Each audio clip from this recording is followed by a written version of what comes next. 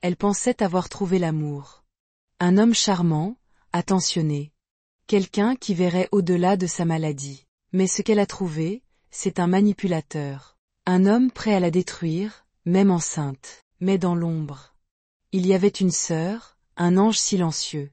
Qui a tout sacrifié pour la sauver. C'est une histoire de trahison, de force, et d'un amour plus fort que la mort. Si tu aimes les histoires vraies, intenses, celles qui frappent le cœur et font réfléchir, alors abonne-toi maintenant. Ce que tu vas entendre pourrait changer ta vision de l'amour. Il était une fois, au cœur du Ghana, une femme nommée Mama Efua. Pendant 10 longues années, elle porta une douleur silencieuse, l'absence d'un enfant. Elle pria, elle pleura, elle espéra. Pendant que la société la jugeait du regard et que les rumeurs salissaient son nom. Puis, enfin, le ciel lui fit grâce. Elle mit au monde un petit garçon qu'elle appela Kweku. Kweku n'était pas seulement son fils. Il était son miracle, son trésor, sa fierté. Alors, Mama Efua fit un serment, tant que je vivrai, il ne manquera de rien. Pas une larme ne coulera sur ses joues. Elle l'entoura d'un amour sans limite, mais aussi sans règles. Kweku grandit dans un cocon d'excès. À l'école, lorsqu'un enseignant essayait de le corriger, Mama Efua accourait, protégeant son fils, s'attaquant même aux autorités. Les voisins chuchotaient dans son dos, cet enfant, un jour, fera pleurer sa mère. À l'adolescence, Kweku devint insolent, égocentrique, incapable de respecter quiconque. Il pensait que le monde lui devait tout. Sa beauté, son allure confiante, ses airs charmeurs. Tout cela n'était qu'une coquille vide. Lorsque vint le temps de l'université, Mama Efua, usant de ses dernières forces et de ses maigres économies, envoya Kweku poursuivre ses études.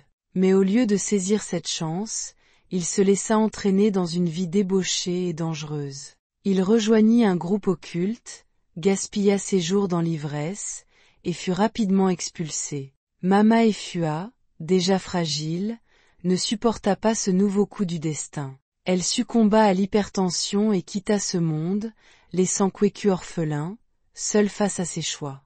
Désormais libre et sans attache, Kweku prit la route d'Accra, la grande ville, rêvant d'y trouver une proie facile parmi les femmes riches. Un soir, alors que la brise du soir dansait entre les arbres d'un parc tranquille, ses yeux croisèrent Akosua. Assise seule sur un banc du parc, Akosua caressait doucement un livre fermé entre ses mains. Ses yeux, fatigués par la vie, contemplaient l'horizon. Si belle, et pourtant si seule. Kweku, attiré par son élégance discrète, sentit son instinct d'opportuniste se réveiller.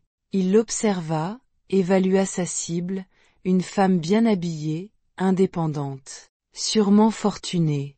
Il sourit intérieurement et s'avança d'un pas assuré. « Bonjour, belle demoiselle », lança-t-il, sa voix mielleuse flottant dans l'air du soir. Akosua, surprise, hésita. Toute sa vie, on l'avait réduite à sa maladie, drépanocytose. Jamais on ne l'avait abordée avec douceur. Après quelques instants de silence, elle répondit timidement. Et ainsi, la conversation débuta. Doucement, prudemment. Il lui parla comme personne ne l'avait jamais fait, lui faisant croire qu'elle était spéciale, précieuse. Dans son cœur fragile, Akosua sentit une lumière renaître. Après tout, peut-être que, malgré sa maladie, elle aussi avait droit au bonheur.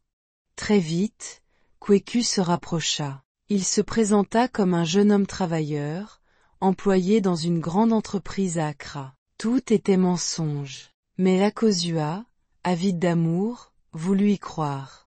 Les semaines passèrent. Akosua, confiante, décida de l'aider financièrement. Elle ouvrit pour lui un commerce de jus et de smoothies. Mais, par prudence, elle enregistra l'affaire à son propre nom. Le commerce démarra lentement. Akosua, bien que travaillant de longues heures dans une grande entreprise, venait les week-ends pour aider Kweku à servir les rares clients. Petit à petit, les affaires prirent de l'ampleur. Kweku, grisé par l'argent facile, recommença ses mauvaises habitudes.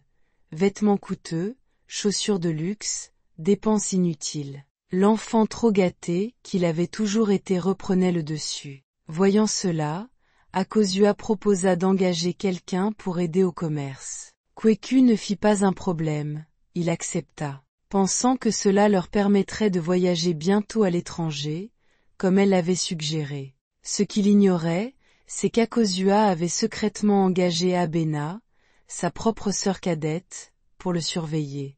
Abena, vive et intelligente, ne tarda pas à découvrir la vérité. Kweku ne travaillait pas vraiment, mentait surtout, et gaspillerait leur avenir. Elle avertit Akosua, « Ma sœur, cet homme ne t'aime pas. Il aime ton argent. » Mais Akosua, naïve et amoureuse, ne voulut pas l'entendre. Un jour, Abena surprit Kweku en pleine trahison, main dans la main avec une autre femme. Elle garda le silence, se promettant d'être là pour sa sœur quand viendrait l'inévitable chute. Quelques mois après avoir gagné la confiance d'Akosua, Kweku se mit à genoux, un soir, avec une bague bon marché. Et pourtant, à ses yeux, c'était le geste qu'elle attendait depuis toujours. Akosua, les yeux remplis d'espoir, accepta sans hésiter. Elle rêvait d'une vie simple, pleine de paix. Mais ce qu'elle venait d'accepter, c'était le début d'un cauchemar. Le mariage fut célébré dans le plus grand secret. Pas de famille, pas d'amis, pas même une prière sincère. Juste un faux engagement. Et beaucoup de mensonges. Dès les premières semaines, Kweku changea radicalement. Fini le romantisme. Fini les mots doux. Il devint froid, exigeant, méprisant. Il critiquait tout. Tu cuisines mal. Tu ne sais rien faire. Tu es un poids pour moi. Il la privait d'argent, lui imposait le silence. Chaque jour, Akosua s'effaçait un peu plus. Jusqu'à ce soir tragique. Une dispute éclata. Kweku, hors de lui, leva la main. La gifle fut violente. Le genre de gifle qui tord la nuque et éteint la lumière. Akosua perdit connaissance. Quand elle rouvrit les yeux, tout tournait. Elle demanda de l'eau.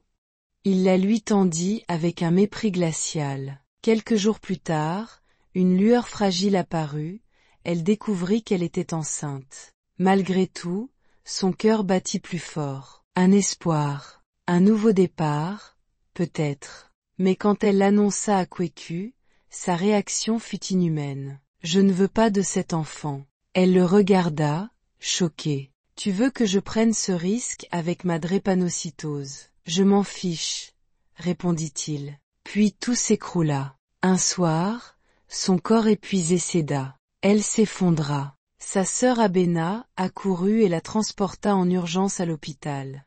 Le verdict tomba, sa vie était en danger. Celle du bébé aussi. Il fallait une césarienne immédiate. Mais il manquait une chose, la signature du mari. Abena appela Kweku. Elle le supplia. Elle pleura. Elle le supplia encore. Sa réponse? Je préfère qu'elles meurent toutes les deux. C'est là qu'Abena prit une décision qu'aucune sœur ne devrait avoir à prendre. Elle signa. Elle prit la responsabilité. Et elle sauva sa sœur. Mais le bébé, lui, ne survécut pas. Au réveil, Akosua était brisée. Abena la serra dans ses bras, le calebasse a versé son eau, mais il n'est pas brisé. Tu enfanteras à nouveau. Et cette fois, ce sera dans la paix. Quelques jours plus tard, un miracle inattendu leur parvint. Le médecin qui avait assisté à cette histoire leur proposa un traitement, une greffe de moelle osseuse. Une chance de guérir définitivement Akosua de la drépanocytose. Et plus encore, Abena était compatible. L'opération fut programmée. Elle réussit. Pour la première fois de sa vie, Akosua était libre de sa maladie. Mais les ennuis autour du commerce s'accumulaient. Le nom de Kweku laissait des traces, même en son absence. Alors les deux sœurs prirent une décision radicale. Elles vendirent le commerce, réunirent toutes leurs économies, et partirent pour le Royaume-Uni. Là-bas, une nouvelle vie les attendait. Akosua retrouva l'amour véritable. Un Sud-Africain pieux, doux et généreux, la demanda en mariage. Elle devint mère de triplés, comblée, respectée, honorée. Quant à Abena, un jour, dans un métro londonien, elle croisa le médecin qui avait sauvé sa sœur. Leur amitié devint amour. Et eux aussi se marièrent. Et Kweku, lui, l'enfant roi, le manipulateur. Il était devenu l'amant d'une femme mariée, épouse d'un officier militaire. Un soir, alors qu'il riait dans une chambre, le mari entra. Il n'eut pas besoin de poser de questions. Il dégaina son arme.